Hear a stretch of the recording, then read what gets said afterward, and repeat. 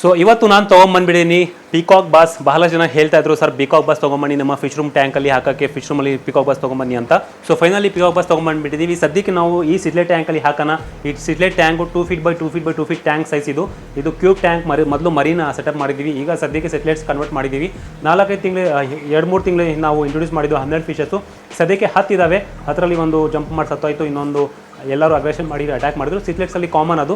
ಈ ಕೆಳಗಡೆ ಸಂಪ್ ಕೂಡ ಇದೆ. 18 ಬೈ 18 ಇಂಚಸ್ಸು ಒಂದು ಸಂಪ್ ಸಿಸ್ಟಮ್ ನಾವೇ ಡಿಸೈನ್ ಮಾಡಿದ್ದು. ಸೊ ಈ ಟ್ಯಾಂಕ್ ಒಳ್ಳೆ ಟ್ಯಾಂಕ್ ಅಂದ್ಕೊಳ್ತೀನಿ ನಾನು ಪಿಕಾಕ್ ಬಾಸ್ ಹಾಕೋಕ್ಕೆ.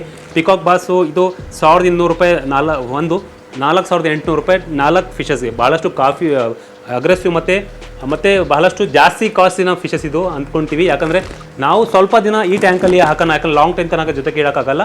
ಸ್ವಲ್ಪ ದೊಡ್ಡಾದಮೇಲೆ ನಾವು ಆರೋನ್ ಜೊತೆ ಆ್ಯಡ್ ಮಾಡೋಣ. ಸೊ ಇಂಟ್ರೊಡ್ಯೂಸ್ ಮಾಡೋ ಮುಂಚೆ ನಾವು ಇದನ್ನು ಯಾವ ಥರ ನಿಮಗೆಲ್ಲ ಗೊತ್ತಿರ್ಬೋದು, ಹಾಗೂ ಕೂಡ ನಾನು ಎಕ್ಸ್ಪ್ಲೇನ್ ಮಾಡ್ತೀನಿ.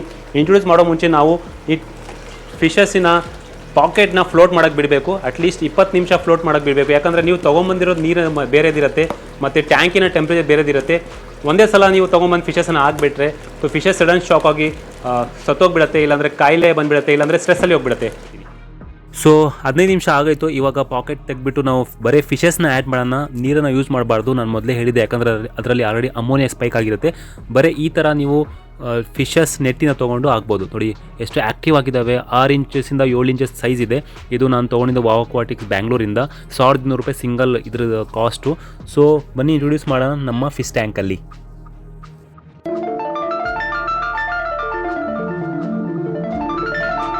ಸೊ 3 ಬಂದು ಇನ್ನೂ ಒಂದಿದೆ, 4 ಟೋಟಲ್ ನಾನು ತೊಗೊಂಬಂದಿರೋದು.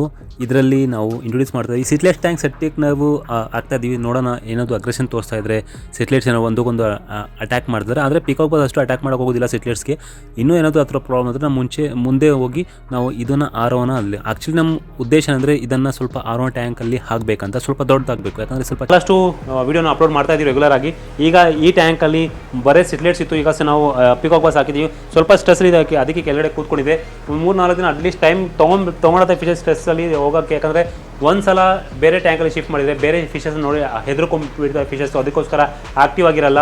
ಅಟ್ಲೀಸ್ಟ್ 3-4 ದಿನ ಟೈಮ್ ತೊಗೊಳುತ್ತೆ.